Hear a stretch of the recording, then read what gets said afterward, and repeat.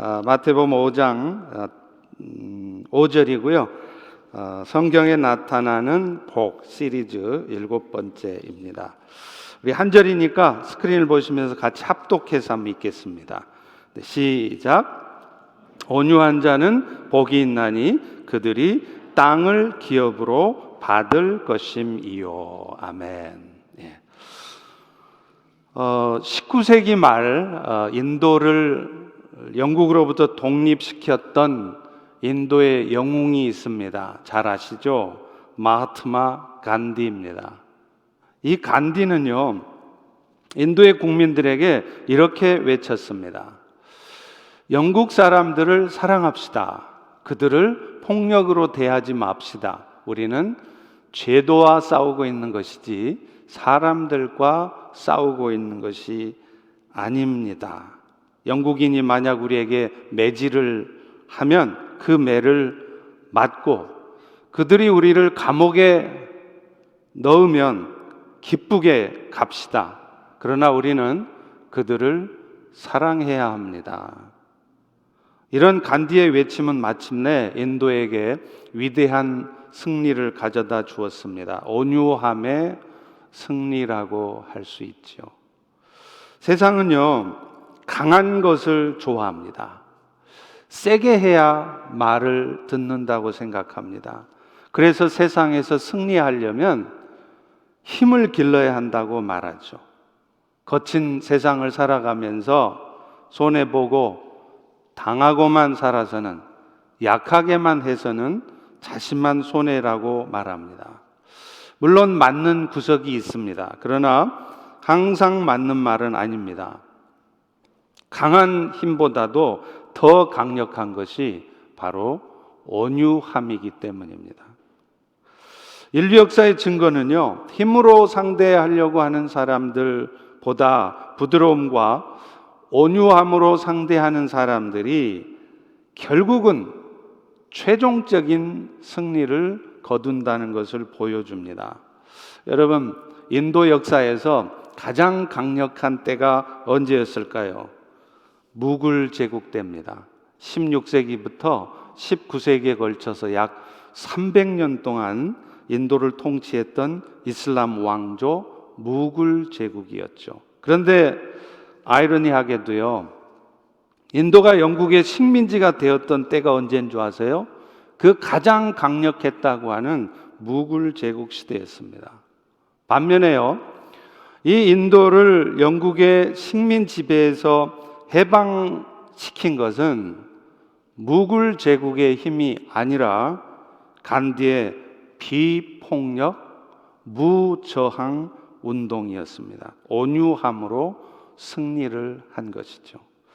성경에서 말하는 진리도 마찬가지입니다. 오늘 본문의 마태복음 5장 5절의 말씀도 동일한 말씀이죠. 다시 한번 본문을 보십시오. 온유한 자가 복이 있나니 그들이 땅을 기업으로 받을 것이며, 이 말씀도요, 지난 주일에 말씀했던 것처럼 원어의 순서에 따라서 바꾸어서 읽어보면 이렇습니다. 예수 믿어 복이 있는 여러분들은 온유한 삶을 살 것이니 그럴 때 땅을 기업으로 얻습니다. 이런 뜻입니다. 그런데 여기서 땅을 기업으로 얻는다는 말은요, 궁극적으로는 이스라엘 백성들이 하나님께 약속받았던 가나안 땅에 들어간 것처럼 오늘날 우리 신약시대 성도들도 새하늘과 새 땅에 들어갈 것을 의미해요. 다시 말하면 영원한 하나님의 나라를 얻을 것을 얘기하는 것이죠. 그런데 오늘 본문에서 말하는 이 땅은 그런 미래적인 의미의 천국뿐만 아니라 현세적인 의미도 갖고 있습니다. 다시 말하면 이 말은 무슨 말이냐면 온유함으로 살아갈 때 이 땅에서도 승리적인 삶을 살 것이다. 최종적인 승리를 얻고 싶으면 결국에는 온유함으로 늘 살아가기를 애쓰라, 이 말이에요. 여러분, 고대 세계에서요, 땅을 차지한다는 것은 뭘 의미했느냐면 승리를 의미하는 것입니다. 이긴 사람이 땅을 갖는 거예요. 전쟁에서 승리한 자만이 땅을 차지하는 것이죠. 따라서 오늘 본문에 온유한 자가 땅을 차지한다, 이 말은 실제로 그렇게 할 때 땅을 얻게 된다는 말도 되겠지만, 궁극적으로는 온유함으로 살아갈 때 이런저런 과정이 있고 우여곡절은 있지만 최종적인 승리를 얻는 자는 온유함으로 상대하는 자다, 이 말입니다. 이 말씀을 가장 잘 증명해 주는 성경의 사람이 있죠. 떠오르는 사람이 있죠. 이삭입니다. 원래 이삭은요, 아버지 아브라함으로부터 우물을 물려받습니다. 그런데 아브라함의 자손들이 번성해 가는 것을 시기한 블레셋의 아비멜렉이 그 우물을 메워버려요. 할 수 없이 이삭은 다른 곳으로 옮겨갈 수밖에 없었습니다. 그런데 문제는요, 이 아비멜렉이 이삭이 옮겨가는 곳마다 따라와서 귀찮게 하는 거예요. 우물을 파놓으면 쫓아와서 그 우물 달라고 하는 것이죠. 아마 우리 같으면 한판 붙자고 달라들 것 같아요. 그죠? 분명히 자기 우물인데 소유권도 없는 블레셋이 와서 우물을 메워버리고 방해를 하니 여러분 같으면 안 따지겠습니까? 저 같으면 아주 따끔하게 혼내줄 것 같습니다. 그런데 이삭은 그렇지 않았습니다. 그들이 내달라는 대로 그냥 줘요. 그리고는 자기는 다른 곳에 가서 또 우물을 파요. 말이 그렇지, 오늘날에야 포크레인도 있고 또 여러 장비들이 있으니까 한나절이면 우물 파겠죠. 근데 여러분, 그 당시에 무슨 포크레인이 있습니까? 변변한 삽이 있습니까? 그런 상황 속에서 우물 한 번 파려면 몇 날 며칠, 아니 몇 달이 걸릴 수도 있죠. 그것뿐입니까? 우물 팠다고 다 우물 나오나요? 옛날에 물이 나왔던 우물이라고 그래서 이번에도 파면 꼭 물 나온다는 보장이 있습니까?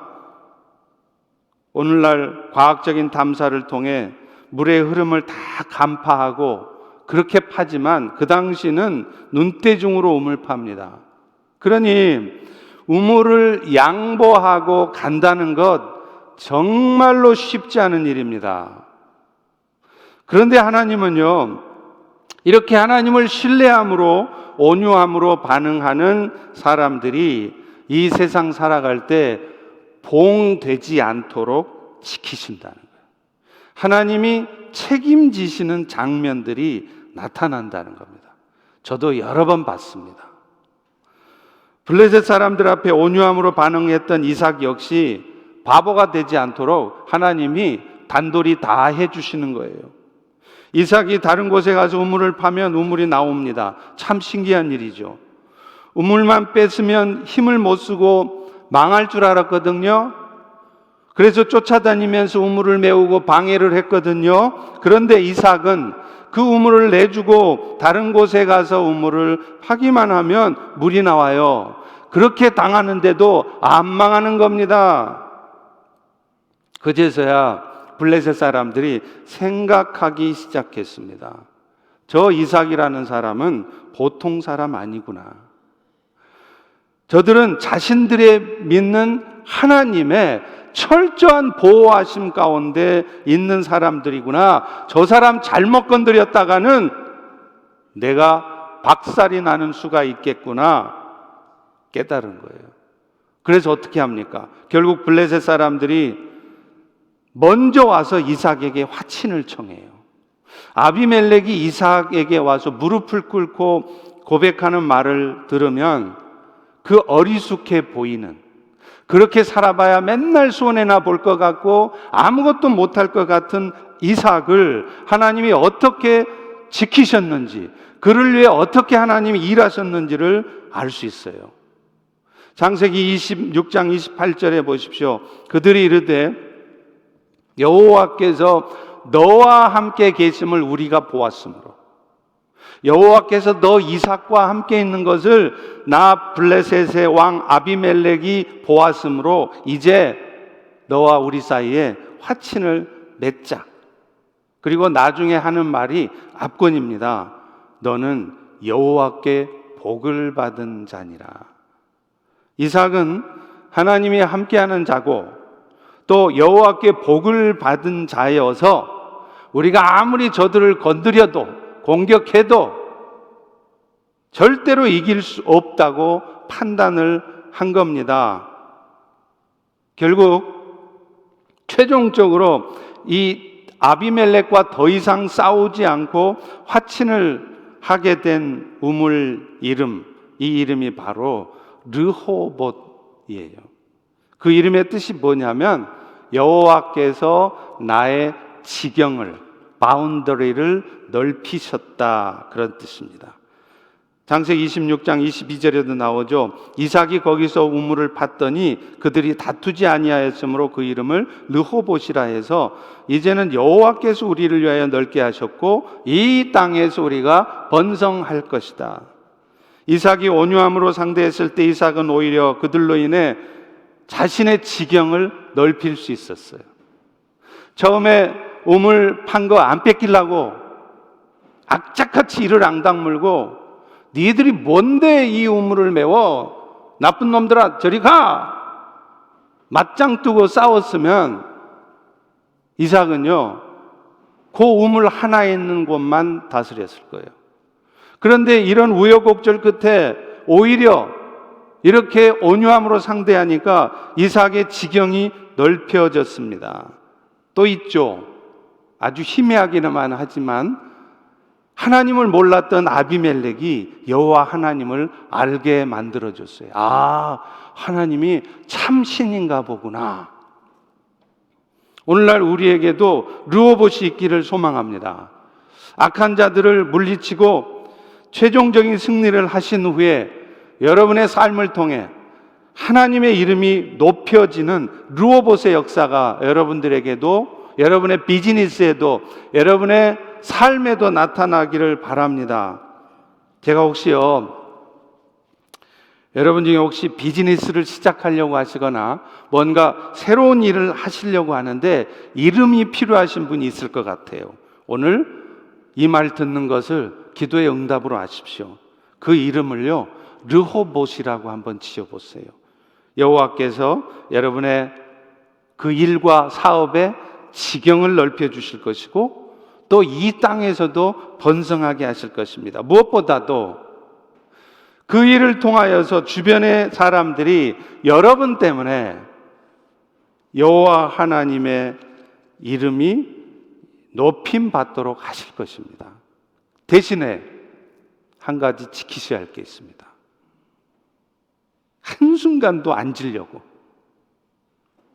한순간도 자존심 안 상하려고, 하나도 손해 안 보려고 눈에다가 불을 켜고 달려드는 것이 아니라 내가 지금 이렇게 양보해도, 내가 이렇게 속상하고 좀 당해줘도 르호봇의 역사가 있을 것임을 굳게 믿고 항상 온유함으로 상대하시는 것입니다. 그러면 하나님이 여러분의 지경을 넓혀 주시고요, 여러분 때문에 그들이 하나님을 믿게 하시고요, 여러분들도 나중에는 땅에서 번성하게 하실 줄로 믿습니다. 할렐루야, 할렐루야. 그런 은혜 경험해 보고 싶으시죠? 자, 그렇다면 우리에게 이런 최종적 승리를 가져다 주는 온유함은 어떻게 얻어지는 걸까요? 먼저는요, 온유라는 단어가 어떤 뜻인가를 알아야 합니다. 온유라는 단어는 헬라어로 하면 프라이스라는 단어인데요, 이 단어가 우리가 생각하는 것처럼 단순히 부드럽게 대하고 화 안 내고 그런 의미가 아닙니다. 물론 그 온유라는 뜻이 외형적으로는 폭력을 보이거나 잔인함을 보이지 않는 것이지만 보다 적극적인 의미가 있는데, 그것은 뭐냐면 사랑의 마음을 가지고 인내하면서 부드럽게 대하는 자세가 온유라는 거예요.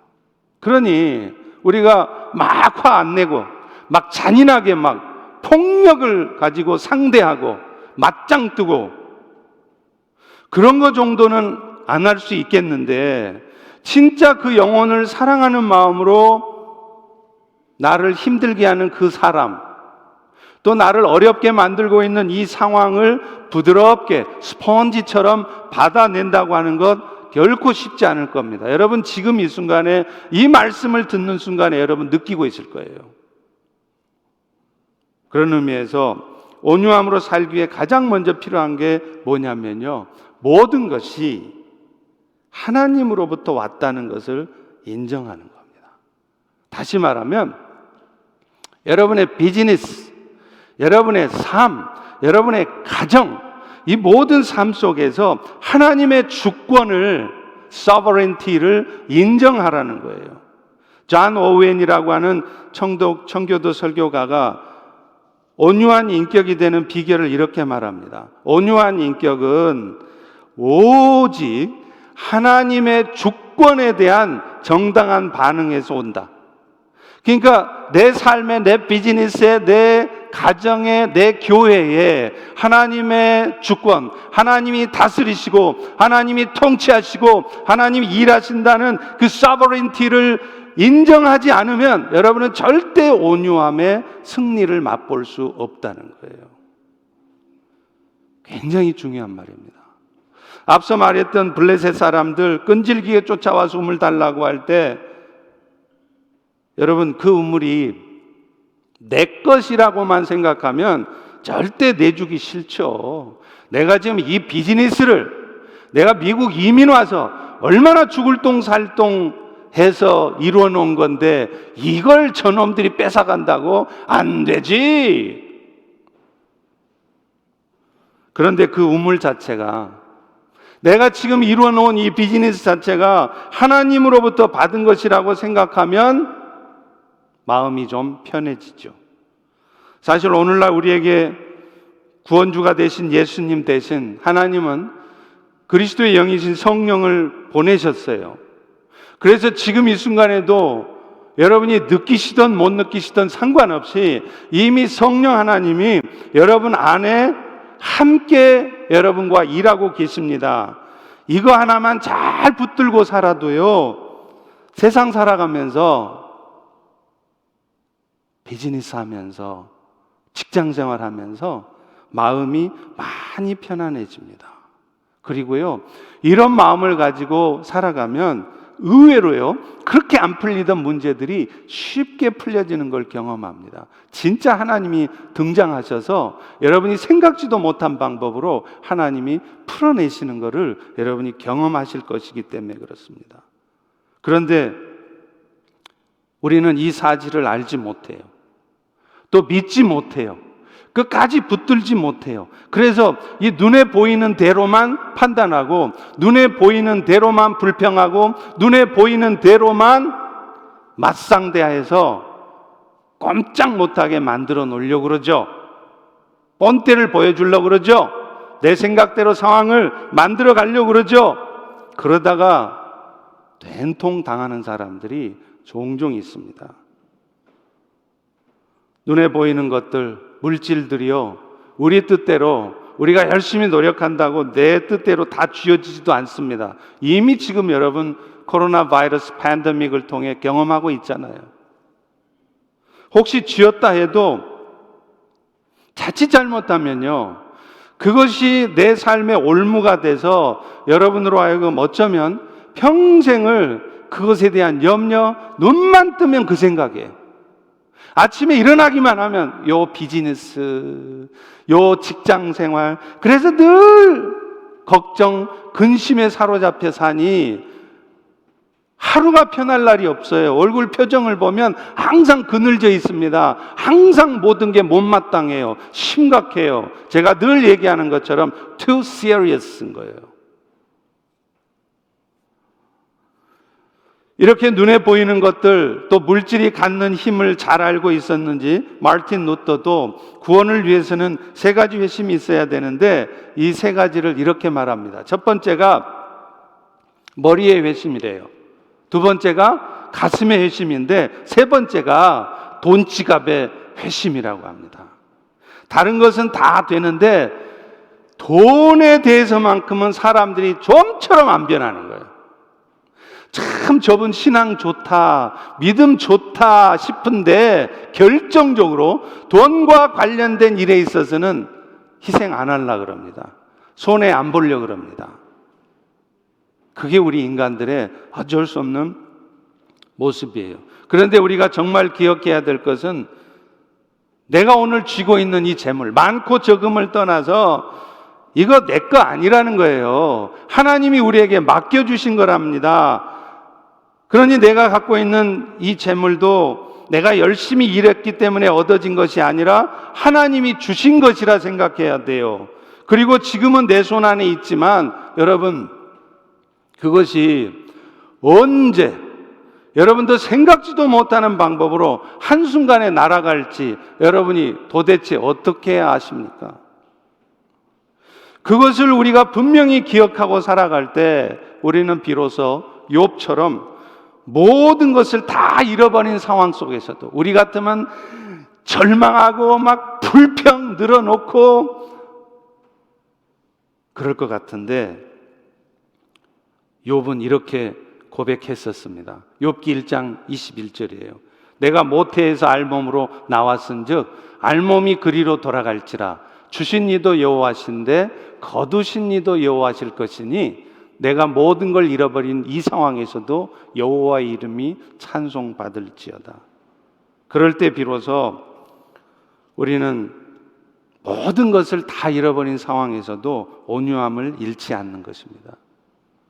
파인애플 스토리라는 유명한 이야기가 있습니다. 이 이야기는요, 네덜란드 영이었던 뉴기니에서 선교 사역을 하던 어떤 선교사님이 7년 동안 경험한 얘기예요. 실제 얘기입니다.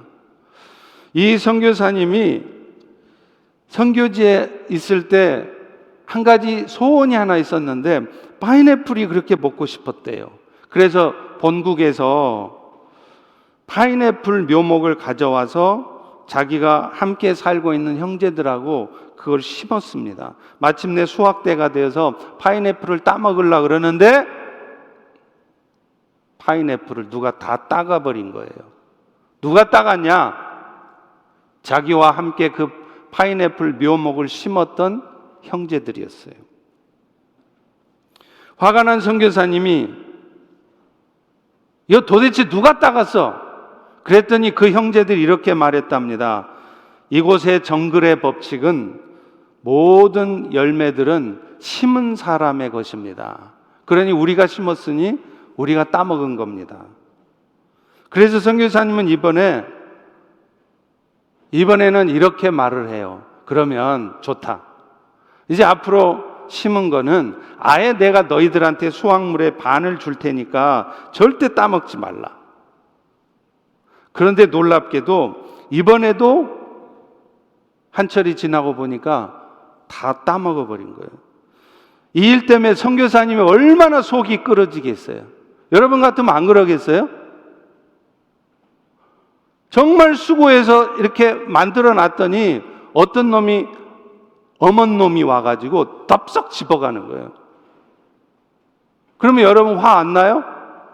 속이 부글부글 끓죠? 저도 그럴 것 같아요. 그런데 그 선교사님도 속이 끓었답니다. 그랬더니 어떤 일이 벌어지느냐? 자기가 선교해야 될 그 뉴기니 현지 형제들이 그렇게 밉더래요. 여러분, 영혼 구원시켜야 될 형제들이 미워갖고서 어떻게 선교를 합니까? 목회를 하면서 성도들이 미워가지고 어떻게 목회를 하겠어요? 그런데 어느 날 주님이 그러시더래요. 너 지금 왜 괴로워하고 있니? 그 파인애플이 네 거냐? 열매를 먹고 싶다는 생각에 모든 것이 하나님께로부터 왔다는 사실을 잊어먹고 그것 때문에 자신의 선교의 대상이 되어야 될 원주인들을 마음속으로 막 미워하고 원망하고 있었던 자신이 부끄러웠습니다.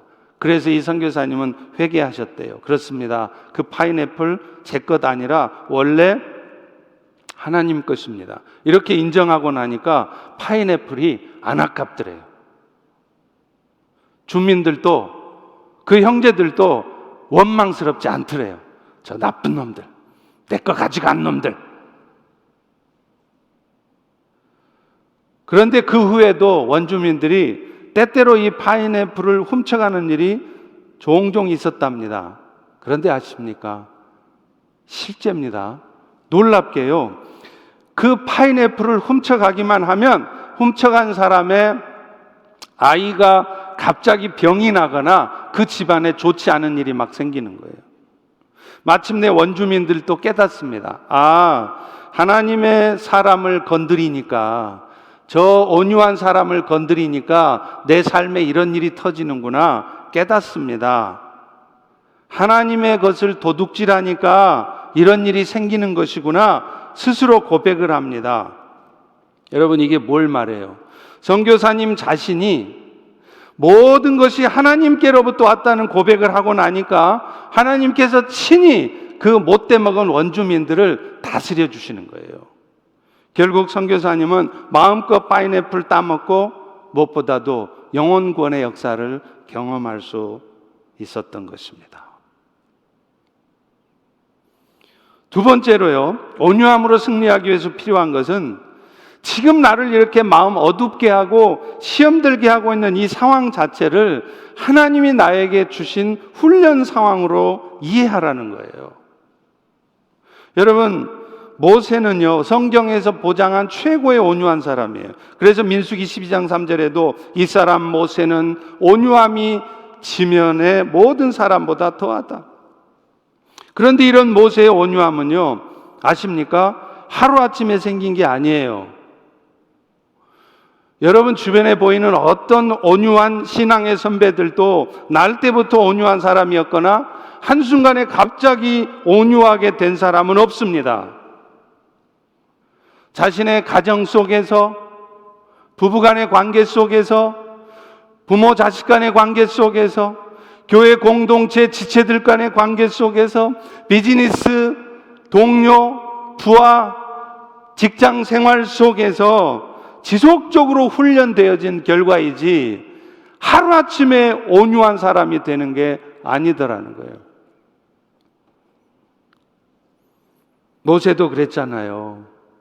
그가 처음에 자기 동족 히브리 사람을 살피러 갔다가 자기 동족 히브리 사람 괴롭히는 애굽 사람 보고 참지 못해서 살인을 했던 사람 아니에요? 그랬던 그가 온유함의 대명사로 불릴 수 있었던 것은 그 이후에 그로 하여금 하나님이 겪게 하신 40년의 광야 훈련 덕분이었습니다. 예수님께서도 마태복음 11장 29절에 이렇게 말해요. 나는 마음이 온유하고 겸손하니 나의 멍에를 매면서 내게 와서 너희도 온유함을, 겸손함을 배우라는 겁니다. 예수님의 겸손 온유함은요, 예수님이 우리에게 지게 해주시는 멍에를 매면서 배우는 것이지, 어느 날 예수를 믿었더니 갑자기 내가 인간 개조, 트랜스포메이션이 딱 되더니 갑자기 그렇게 까칠하던 인간이 어머 웬일 있어요? 어머 죄송해요. 이렇게 바뀌지 않는다는 겁니다. 하루아침에 바뀌지 않는다는 겁니다. 그렇다면 지금 여러분이 겪고 있는 상황도요, 여러분은 제법 속상하시고 막 화가 부글부글 끓겠고 얄미워 죽고 싶겠죠. 그런데 기억하십시오. 그것이 지금 여러분들로 하여금 예수님의 온유함을 배우라고 주신 상황인 것을 먼저 아셔야 돼요. 사실 하나님은 우리 안에 예수님의 형상을 만들어 내시려고 우리에게 감당하지 못할 것 같은 상황을 주세요. 또 정말 보기도 싫은 왼수 같은 사람을 내 옆에 딱 붙여놔요. 안 떨어져요. 제발 좀 가라. 너 때문에 내가 지금 살기가 싫다. 자살하고 싶다. 그런 사람을 딱 붙여놔요. 왜 그러느냐? 지금 하나님이 여러분을 온유함을 배우라고 훈련하시는 것이죠. 사업하는 사람들도요, 큰 사업하는 사람들은 다릅니다. 한 건 해가지고 1년을 먹고 살아요. 그런데요, 매 순간 조그만 것에서도 조금도 손해 안 보려고 하고 푼돈 안 놓치려고 하는 사람들은요, 그런 분들은 죄송하지만 절대 큰 돈 못 법니다. 때로 손해보는 것 같기도 하고요, 또 기꺼이 손해 봐줄 때요, 그런 온유함으로 비즈니스하고 직장생활 할 때요, 나중에 한 건 제대로 걸리면 그동안 내가 계속 손해봤던 거, 저 사람 때문에 내가 계속 손해봤던 거, 저 사람 때문에 내 비즈니스가 어려웠던 거, 직장생활 힘들어서 승진도 프로모션도 못했던 거, 그거 한순간에 다 갚아져 버려요. 생각지도 못한 회사하고 컨트랙이 돼서 그동안 내가 온유함으로 손해봐주고 양보해주고 손해봤던 거 한순간에 한몫에 다 갚아져요. 내가 온유함으로 상대하느라고 프로모션 안 돼서 승진 못하고 지지부진하고 살았던 거 결국에 어느 순간 한 건 딱 하면 그 사람 때문에 초고속 승진을 2계단 3계단 뛰어서 프로모션 하는 날이 옵니다. 이것이 하나님이 하시는 일이에요. 영적인 삶에도 마찬가지입니다. 하나님은 우리에게 큰 건 하나 올리라고 상황 주신 겁니다. 그런데 우리는 왜 그렇게 나에게 이 고통스러운 상황 나한테 주시느냐고 원망만 할 일이 아니에요. 왜 저렇게 감당 못할 사람을 나한테 붙여놔 주셔서 이렇게 맨날 속이 부글부글 끓고 저놈의 자식을 내가 어떻게 지금 해봐? 그런 마음이 들도록 하시는지 아닙니다. 그런 사람을 끝까지 붙들고 씨름하다 보면 그야말로 진짜 그럴 때 여러분이 실력이 붙어요. 어떤 실력이요? 온유함의 실력. 그래서 궁극적으로는 최종적인 승리를 얻는 실력을 쌓는 것입니다. 그래서 모세처럼 지상에서 온유한 사람이 더한 사람이 없다고 할 정도의 고품격, 하이 퀄리티의 사람이 되는 것입니다. 그런데 우리가 지금 하나님이 큰 건 하나 올리라고 준비시켜 준 선물을 두말 없이 여러분 그냥 밀어내버리고 계시지 않습니까? 하나님도 애써서 준비해서 보내주셨는데 열어보지도 않고 던져버려요. 진짜 왼수 같은 사람 하나 붙여주신 거, 여러분 그냥 붙여주신 거 절대로 아닙니다. 여러분한테 나름대로 맞춤으로 꼭 맞는 사람, 꼭 맞는 원수 고르느라고 우리 하나님도 신경 많이 쓰셨어요. 그 사람하고 영적 씨름해서 한 건 올려보라고 고르고 골라서 여러분들한테 겪게 하시고 만나게 하시고 상대하게 하시는 것입니다. 그러니 미리 겁먹고 미리 화내고 미리 불평하면서 막 여러분 생각대로 여러분 머리에 떠오르는 대로 막 말하고 막 행동하고 그러시지 말라는 거예요. 정말 감당 못할 것 같지만 주님 붙들고 감당해 보면은요, 안 되는 것도 아니에요. 내가 지금 손해보는 것 같지만 한번 손해볼 각오하고 달려들면 손해도 안 봅니다. 하나님이 감당하세요. 정말로 때가 되면 하나님이 처리하세요. 그래서 실력이 딱 붙으면 웬만한 사람들은 원수로도 안 보여요. 이제는 웬만한 상황들은 그저 심심풀이 땅콩입니다. 우리 주변에 하나님께 귀하게 쓰임받는 분들 하나같이 그들의 삶에 하나님의 훈련이 있었어요. No pain, no gain이라는 말이 있잖아요. 아름다운 장미를 얻으려면 가시에 찔리는 아픔을 각오해야 되는 것입니다. 그러니 지금 여러분이 겪는 이 시간을 그저 고통의 시간으로만 보지 마세요. 땅을 기업으로 얻게 하실 하나님이 여러분의 한 건 올리라고 주신 훈련의 기회로 보시기를 바랍니다. 그러면 그 사람이 왼수 같은 짜증나는 사람이 아니라 다소 거칠어 보이긴 하지만 여러분을 축복의 땅으로 인도할 고마운 사람으로 보여질 것입니다. 마지막 세 번째는요, 결국은 이 모든 것을 하나님께 맡기는 믿음으로 살아가려 할 때 온유함이 생긴다는 거예요. 여러분, 나의 모든 삶이 주님께 달려있다는 고백을 하면 결국은 주님이 내 삶의 모든 것을 책임지시는 분이시라는 것을 확인하게 돼요. 우물을 블레셋에게 빼앗겼던 이삭이 우물을 내줄 수 있었던 것도 자신의 삶을 하나님께 의탁한 겁니다. 내가 비록 저 블레셋한테 이 우물 뺏기지만 하나님이 내 비즈니스 지켜주셔. 하나님이 우리의 지경을 지켜주셔. 그렇게 하나님을 신뢰하기 때문에 맞서서 싸울 수도 있었지만 나는 결코 망하지 않을 것이라는 그런 하나님이 주시는 확신과 믿음 때문에 흔들리지 않을 수 있었던 것입니다.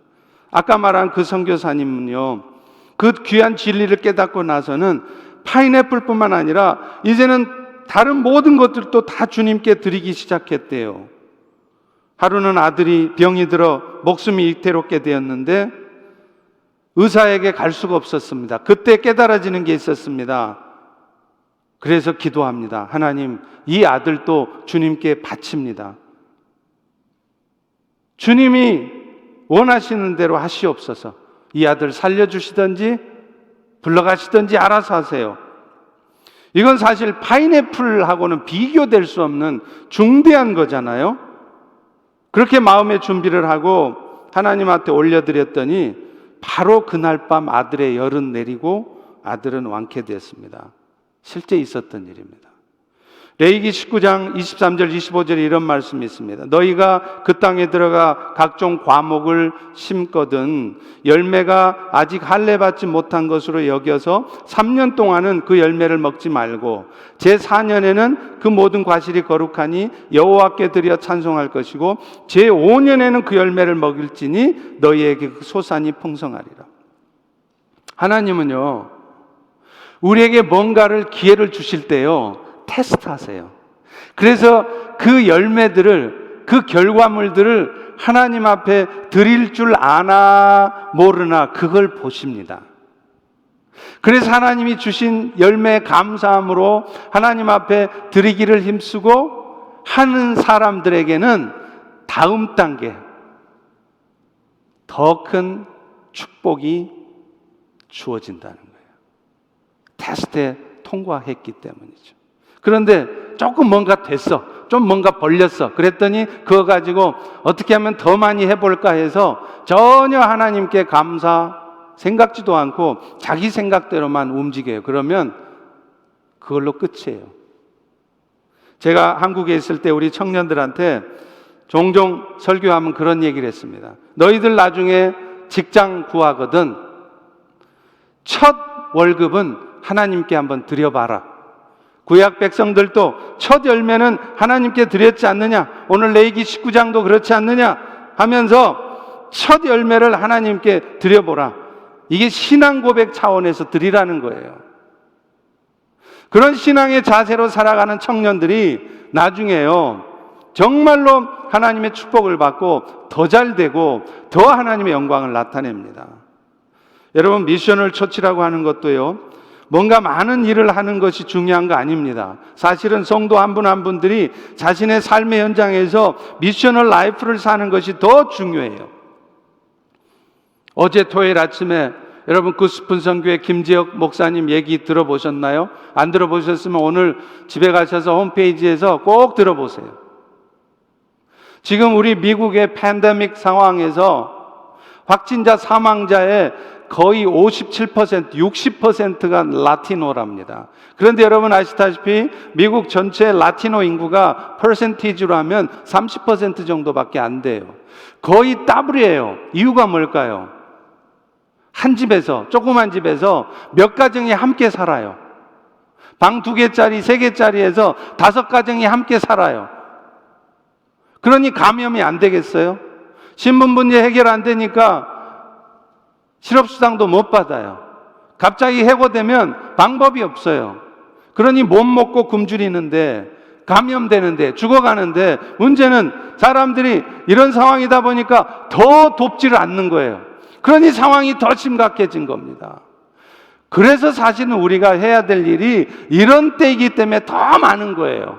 물론 세이프티 문제도 중요하고 신중하게 해야 되겠죠. 그런데 우리가 너무 이 세이프티 문제에 갇혀서 우리가 마땅히 해야 될 일을 하지 않고 있지 않는지는 모르겠습니다.